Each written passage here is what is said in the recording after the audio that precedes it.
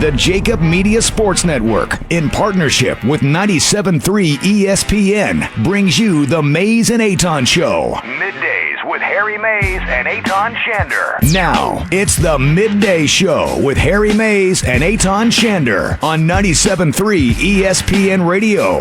Harry, we've got two gigantic things going on right now. Yes. First and foremost, where we are currently sitting, and second, and honestly secondary, what happened late last night with the Philadelphia Eagles. But we wouldn't be able to even dive into anything sports-related without talking about this magnificent room that we are now doing our show. We've been telling people for, it seems like months now, just be patient, right? Yeah. Just be patient. It's been 4 months that we've been on the air and telling you, we've been going from the temporary location, which was better than most regular sports books anyway. Correct. That truth be told. But now we are in the real deal, okay? And I know you were over here yesterday. But, man, this is my first look at the massive expanse of this Parx Casino Sportsbook, and the television screens are just like they're mesmerizing. And I'm watching like 6 different shows. I got golf. I got football highlights. I got stupid Gottlieb on his radio show. I got golf. I got odds. I got everything. And a bar. Right. Well, that's another thing. There's a bar. The beer gardens, which you and I have frequented multiple times. Right out the door there. Exactly right. We're going to have lunch here, courtesy of Next Door. We'll get into everything about what's happening in the brand new Parx Casino Sportsbook. Again, everything going on still online in the app, but you really need to make it down here because, as Harry said, there's nothing in the area, there's nothing in the country that's going to rival this. This is like sitting down, watching in the most comfortable seat you can find. Yeah, look at those recliners. They look like they're the most comfortable, sit back and just relax. You get a beverage there on the little stand, right? Yeah. You're and not looking only up at your action. You've got the ticker that will go around, right, which is gigantic. I mean, the screens are the longest when you actually flatten it out. It's the longest screen that you can find, right, in the country, I believe is what they How many millions of dollars is this television? $1.5 million. $1.5 million television Over set. $10 million total in the book. Now, think about this.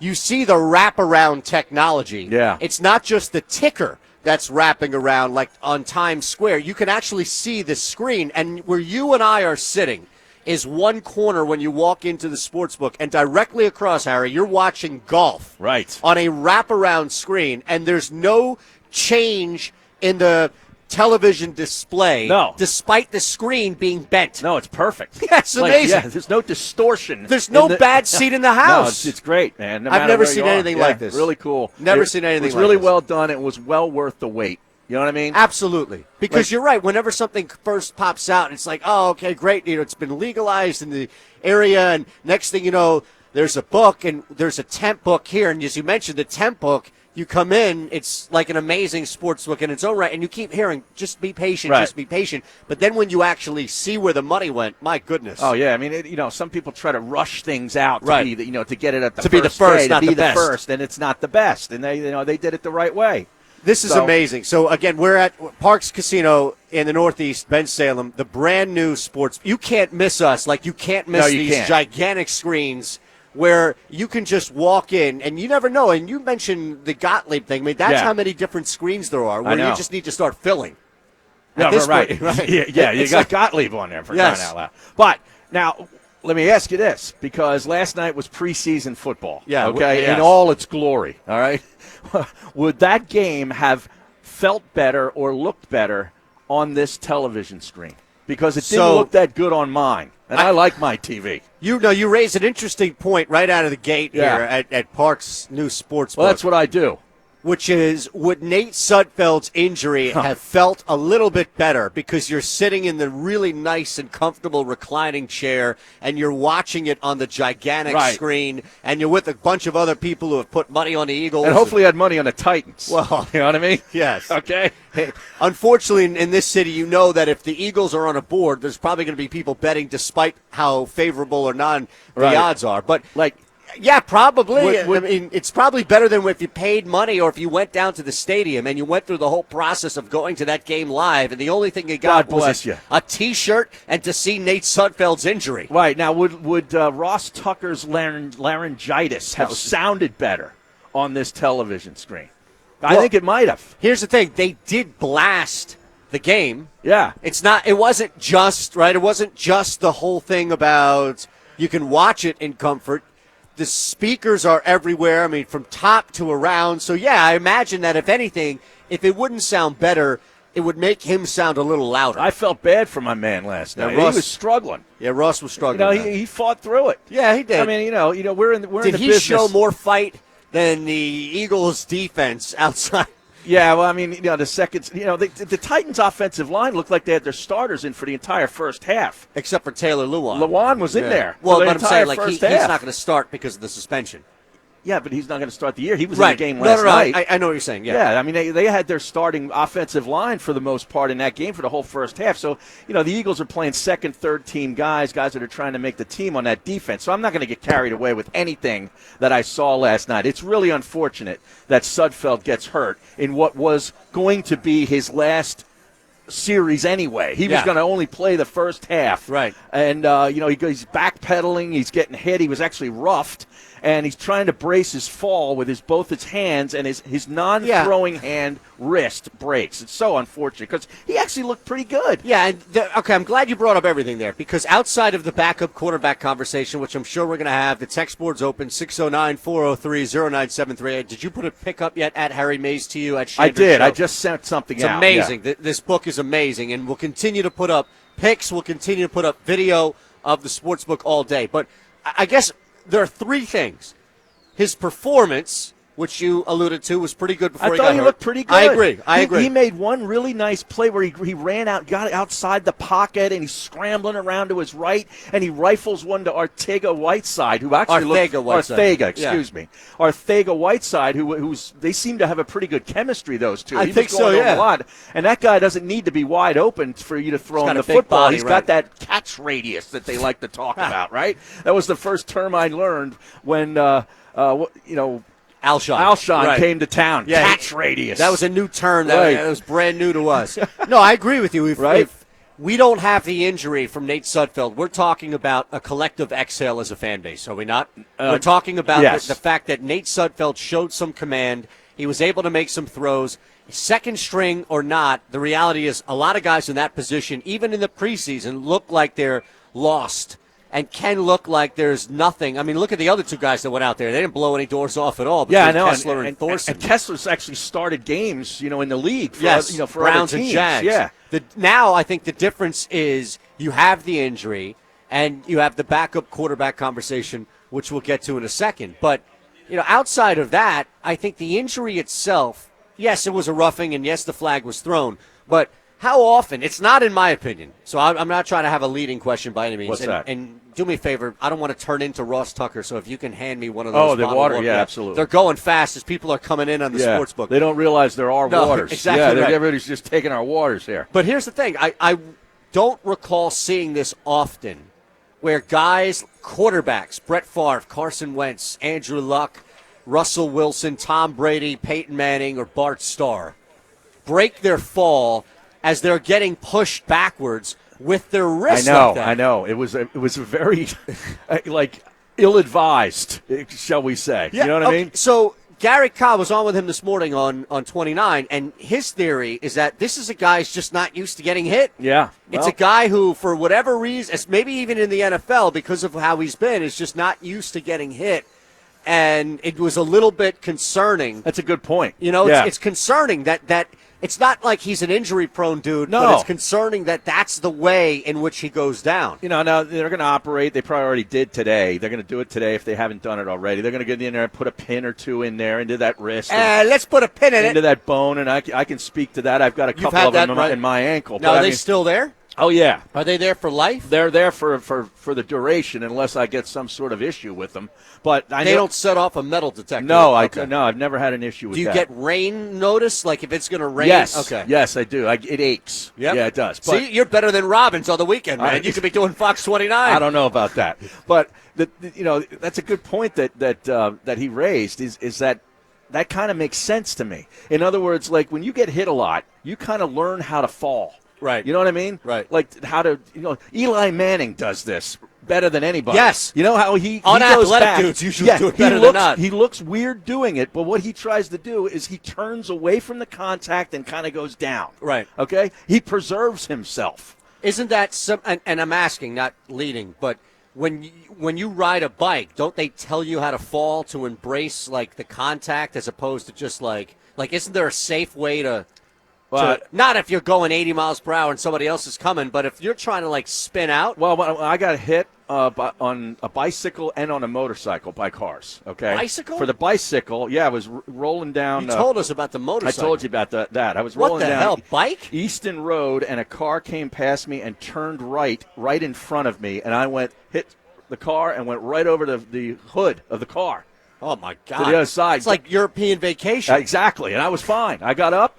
And then I went in, and it was a doctor. And I said, look, man, I'm going to be bringing you a bill for a new bicycle. And I got a brand new bicycle. What about a new wrist? No, I was fine. Nothing happened. See, you're more durable than Nate Sudfeld. I'm telling you, I know how to fall. Absolutely. Yeah. And that's the thing. Like, Sudfeld didn't know how to fall, and that's concerning, I think.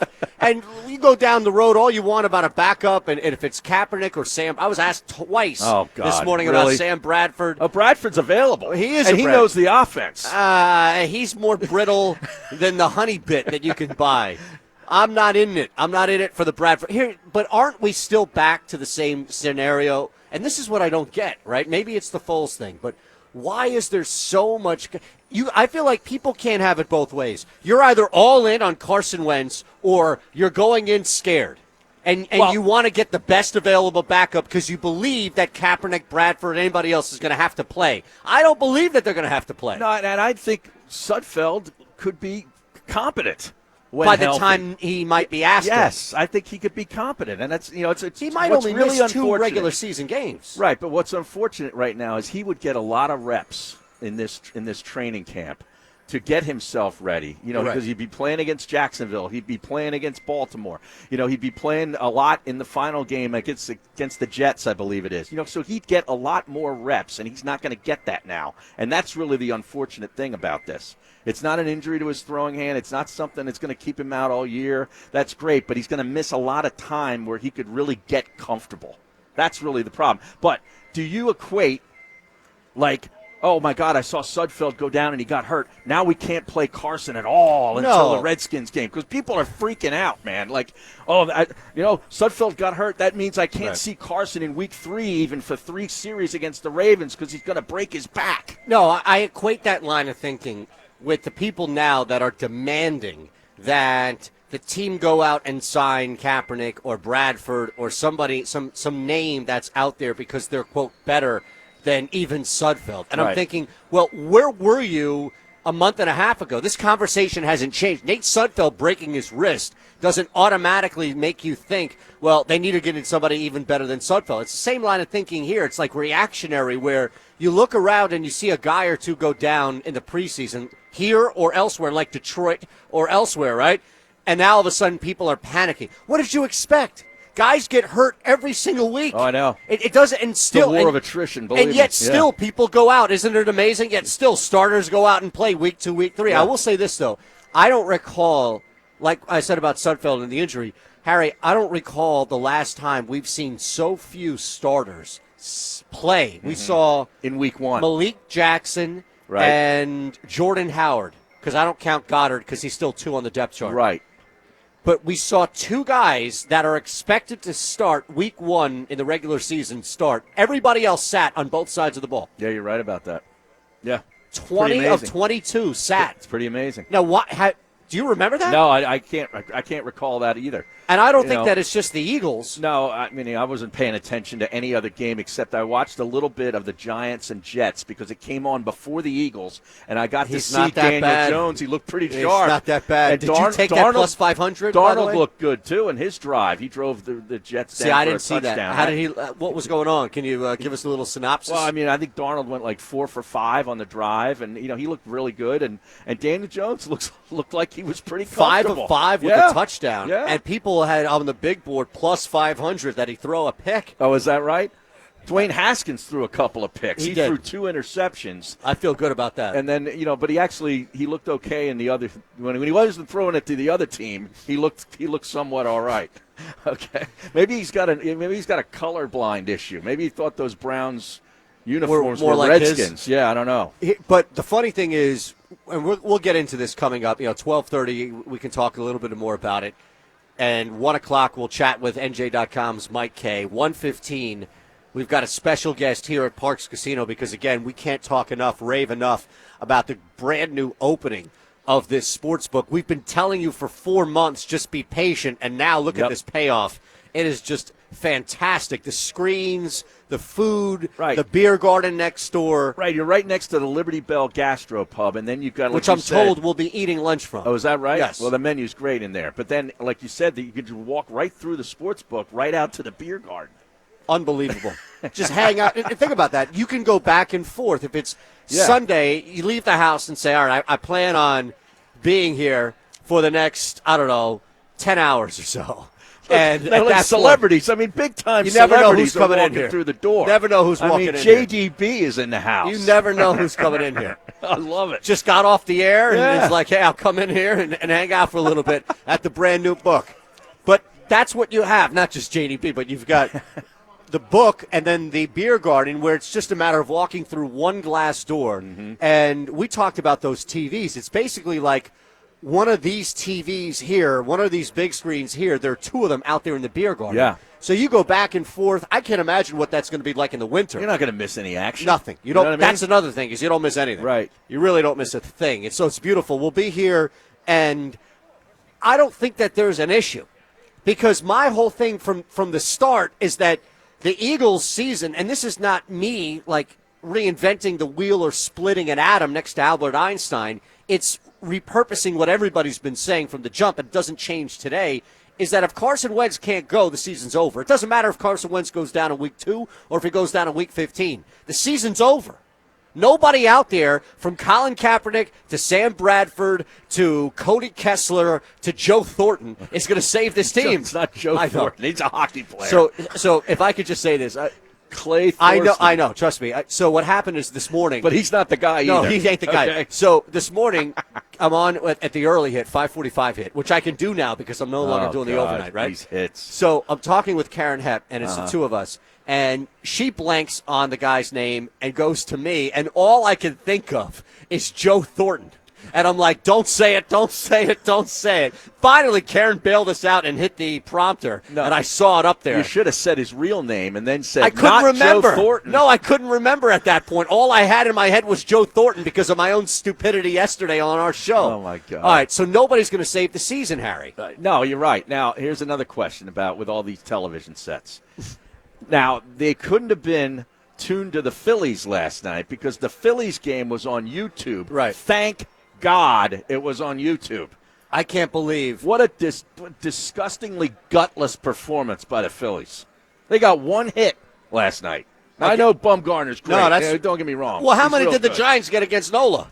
More than 1. Yeah, they scored a couple of runs That's on the point, though, is that, okay, Bumgarner's a pretty good pitcher, but so is Aaron Nola. Oh, yeah. I got to be honest. I can't even listen to people's outrage anymore about this team. I don't have it. It just sounds like it's fake. It's like hollow outrage, if you ask and listen, me. I'm not trying to take a shot at any host or anything like that. I'm just saying in general, man, like I'm listening because, we listen to everything, right? And I'm listening to people call up now. Well, you do. Well, okay. I don't. No, I do. But I'm saying, like, even on Sirius, there are Phillies fans that call up on the MLB channel.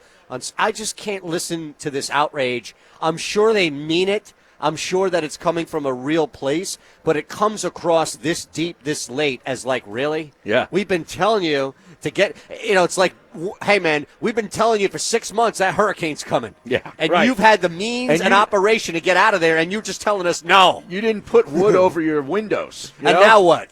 Right. Now what? You didn't hurricane-proof the place. We told you it was coming.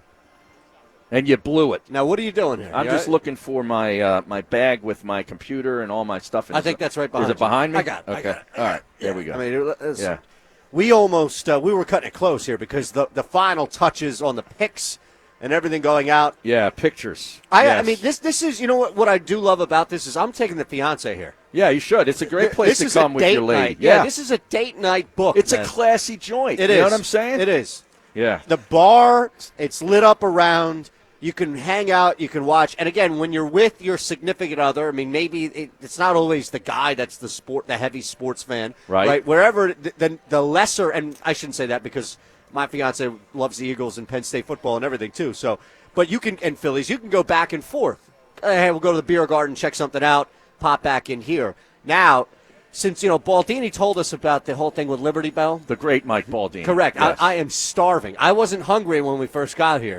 But he mentioned about the menu, and now I'm starving. And I don't know where he's talking to JDB. I know. He's JDB's distracted with bigger talent here. But here, the thing is they were taking pictures of this right up until the start of our show where we couldn't really come in here and set up. Like, we set up. We were like a NASCAR pit crew with our setup today. Like, it literally took like 27 seconds. We changed all 4 tires, filled it up with gas, checked under the hood, put some wiper fluid in the thing, got the driver some more Mountain Dew, and we were off, right? Did they do that? Did they give the I don't driver know. Mountain Dew? No, it sounds right. I have no idea. No, but here's the thing. Like, first off, I cut it close in it. Well, that's my point. And we didn't have much time, so I had you backed up. Right? That's where I'm going. Yeah. But then I got bailed out. I was going to unload on you, but I got for being bailed out. late, and I'm like, damn it, I'm waiting for 25 minutes in front of the casino out here. I'm like, where is he? Oh, 5 minutes. That was 15 minutes ago. I call you, and you're like, I'm in a detour. Yeah, because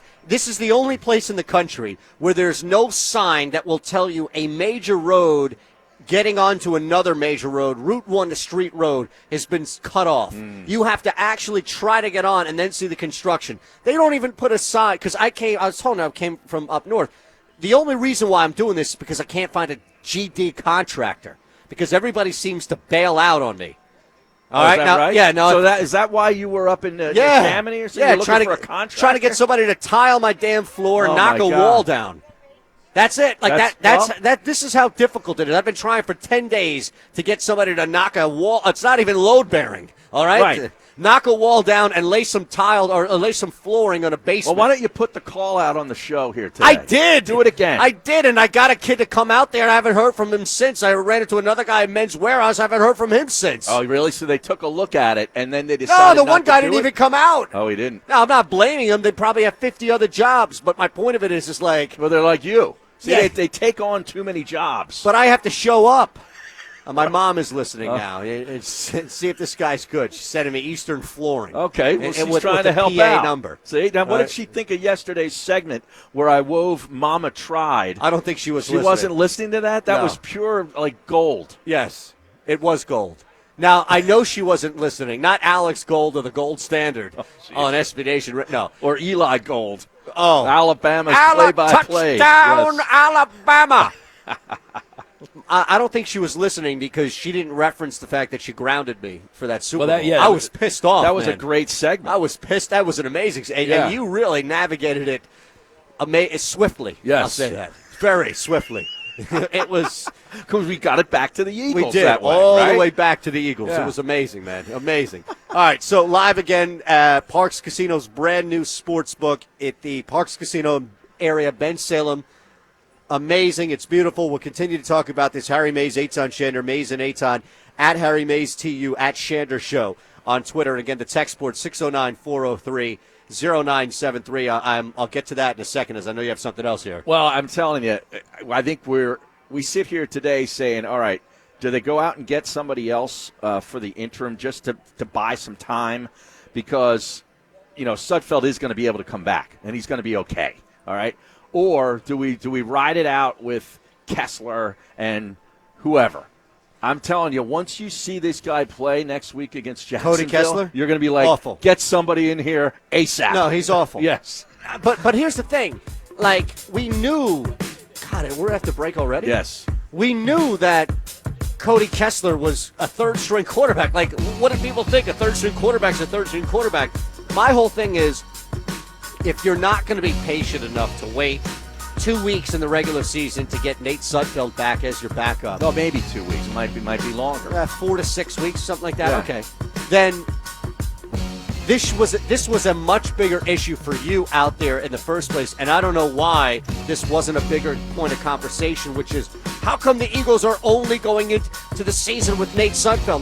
My point of it is people were clearly willing to give him a chance to see how he played last night. He didn't play terrible. No. The only thing is the injury now, and now to backdoor to get another quarterback in here seems like, all right, well, where was that concern before Sudfeld even started? It should have been there before he started. Well, it kind of was our only bone of contention coming into the season, was the backup quarterback position. Remember when we talked about that in July, right? Yeah. Yeah.